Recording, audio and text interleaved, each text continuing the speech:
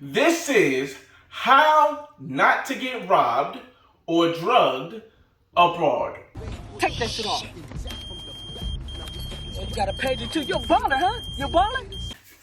Hey, yo, what's going on, everybody? It's your boy, F-R-E, $H Fresh at the Flyboy Way. That's THEFLYBOYWAY.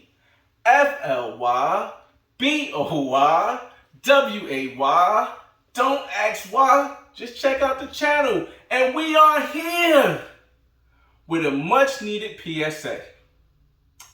In this video, I'm going to give you my experience. And for those that don't know me yet, let me give you a little background history. I am 39 years old. I've been traveling around the world since I was 18. From 18 to 24, I traveled all throughout the United States. I'm from Newark, New Jersey, and I've traveled to Florida, Houston, Atlanta, Oakland,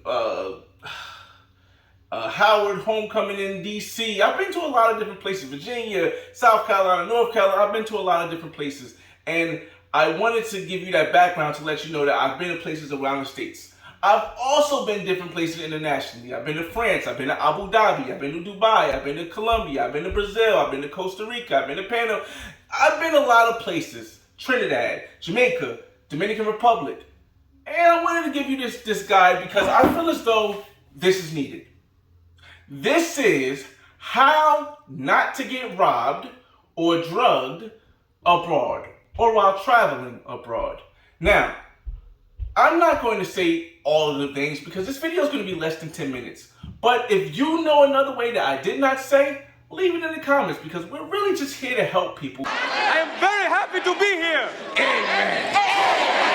Amen. But these first two things can change the projective of how you have fun in another country.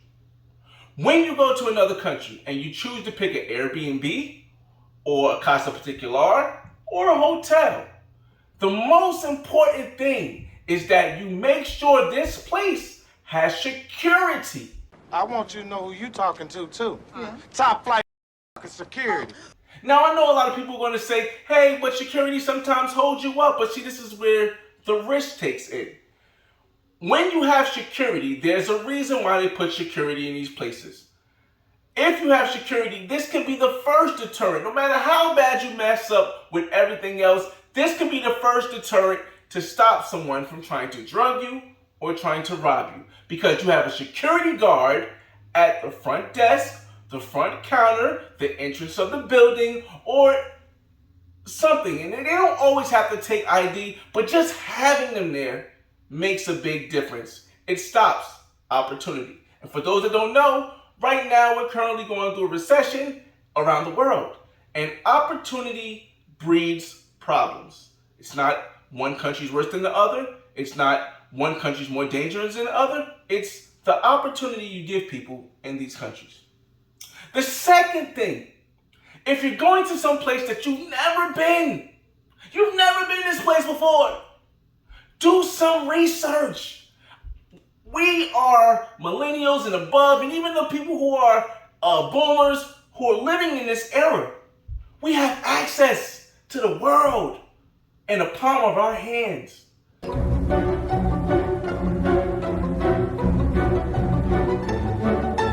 So wouldn't it make sense to maybe watch a couple YouTube videos? Maybe Google or YouTube, Yahoo, or whatever search engine you use to find out some information before you go? Rather than just seeing one video, watch about 5. Because within 5 videos of a place you're going to go, you're going to get a lot more knowledge about how to move in that country.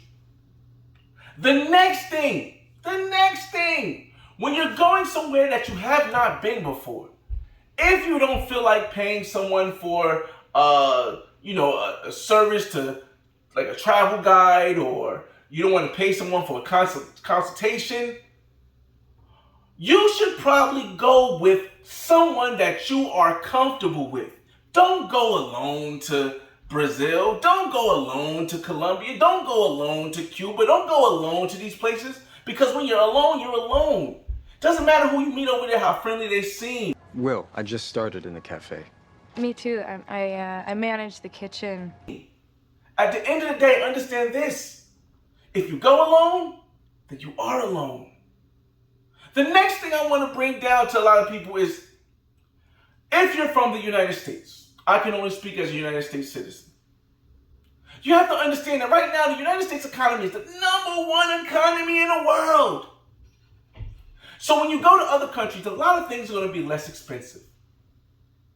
Don't try to get the bargain price for everything. Now, there's nothing wrong with negotiation. Negotiation is great. I feel like you should always negotiate. But don't try to squeeze the last penny out of someone that's providing you a service. Boy, you sure look good tonight. And I sure am haunted. How much it cost for some company?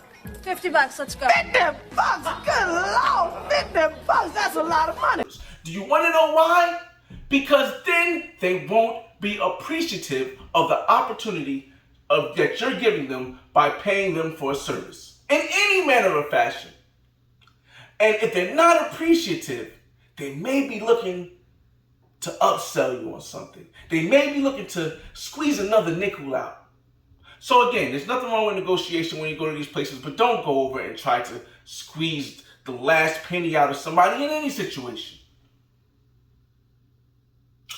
Another thing, and we got a couple more things, but we're going to keep this under 10 minutes. Cap. When you're going as a content creator, whether you're a YouTuber, whether you're a TikToker, or Rumble, whatever social media platform that you promote yourself on as a content creator, please understand this. You're going to a different country which may have different laws. You're going to a different country which may have different rules, different way people react to things. You can't expect everyone to react to something the same way they do in the United States or in your country. You might get a prank off in the United States, but you may do that prank in Colombia and get robbed. You may do that prank in Brazil, in Thailand, and get in trouble. Maybe I ought to eat your cornbread. You can't have my cornbread, that's for damn sure. So this is part of doing the research, but also be aware of where you are at. One of the biggest reasons, and I wanted to give it some time before I said this reason. One of the biggest reasons people get robbed or drugged in these countries is simply because of alcohol or drug consumption. Not the fact that you're just having a shot. Not the fact that you might smoke something. Not the fact that you might take a pill. But the fact that you are over-consuming to the point where you can no longer make logical decisions. We're good, streaky! Yes!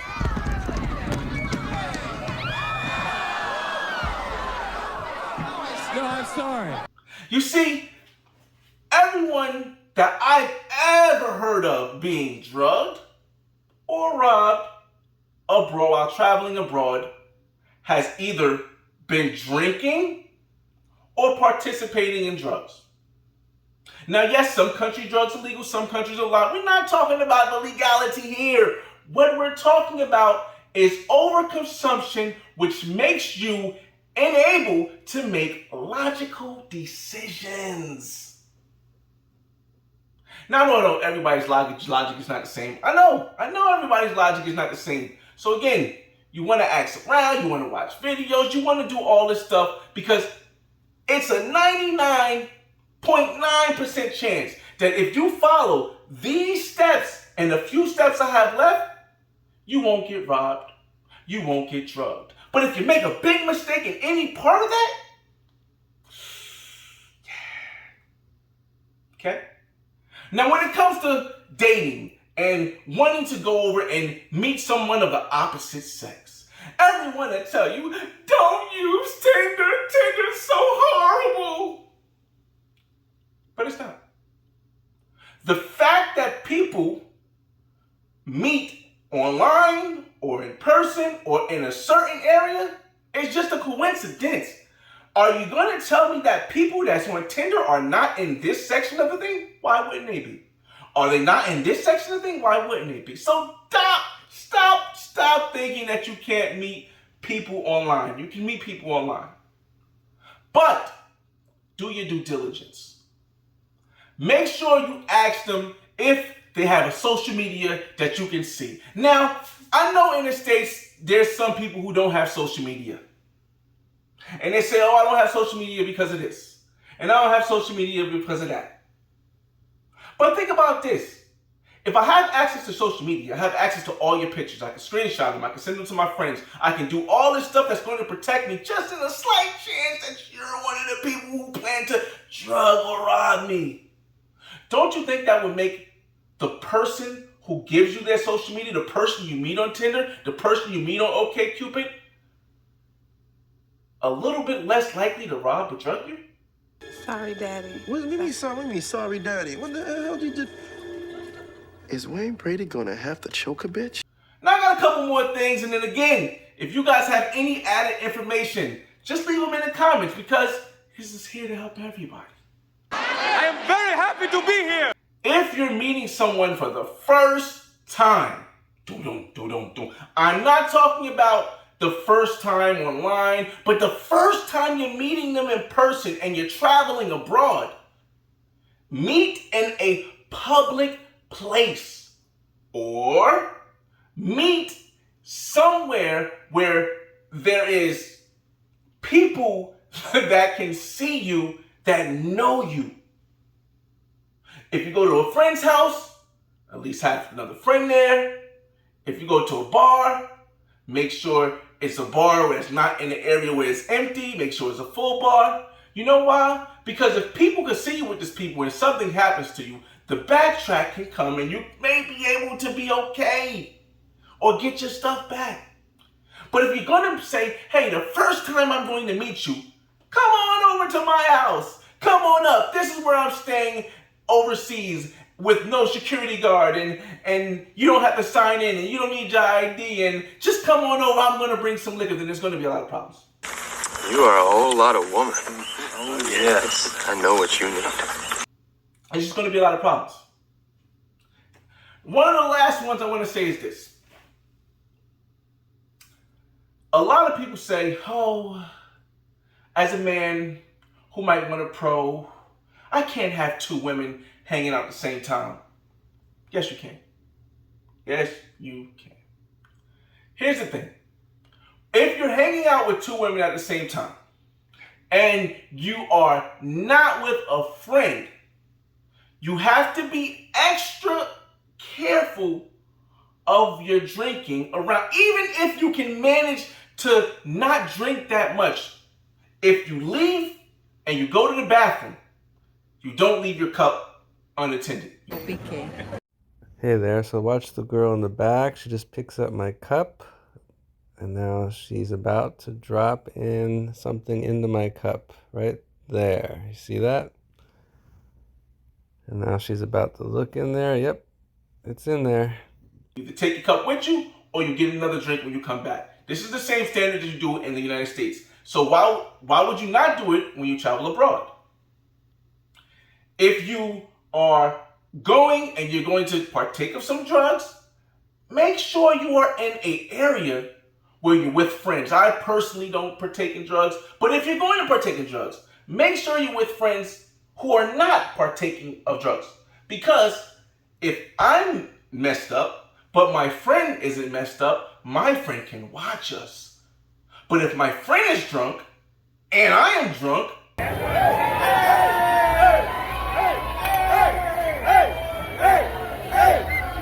you can get taken advantage of. Now, I know there's a lot more that I probably missed, and you guys can fill it in the comments, but I felt as though this really needed to be put out there because it's become apparent that nobody's watching these long videos where they teach you how to not do all this stuff. So I felt I'd make a real short video where you can listen to it, watch it, and be safe when you travel. It's your boy FRE, $H Fresh at the Flyboy Way. That's THEFLYBOYWAY.